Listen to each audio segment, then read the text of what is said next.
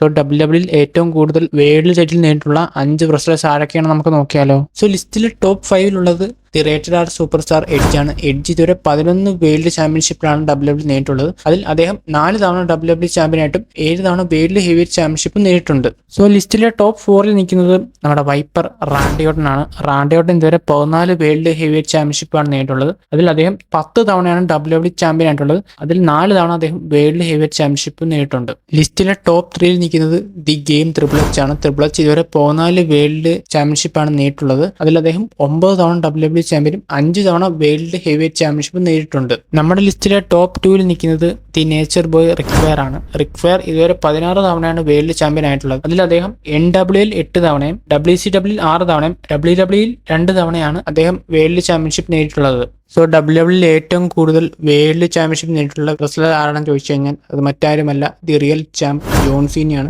ജോൺസിന് ഇതുവരെ 17 വേൾഡ് ചാമ്പ്യൻഷിപ്പാണ് ഡബ്ല്യുഡബ്ല്യു നേരിട്ടുള്ളത്. അതിൽ അദ്ദേഹം 14 തവണയാണ് ഡബ്ല്യുഡബ്ല്യു ചാമ്പ്യൻ ആയിട്ടുള്ളത്. 3 തവണ വേൾഡ് ഹെവിവെയ്റ്റ് ചാമ്പ്യൻഷിപ്പ് നേരിട്ടുണ്ട്. ഇപ്പോഴത്തെ കറന്റ് അൺഡിസ്പ്യൂട്ടഡ് യൂണിവേഴ്സൽ ചാമ്പ്യനും ജോൺ സീനയാണ്. സോ നിങ്ങളുടെ ഫേവറേറ്റ് ഡബ്ല്യുഡബ്ല്യു സൂപ്പർ സ്റ്റാർ ആരാണെന്ന് അത് താഴെ കമന്റ് ബോക്സിൽ രേഖപ്പെടുത്തുക.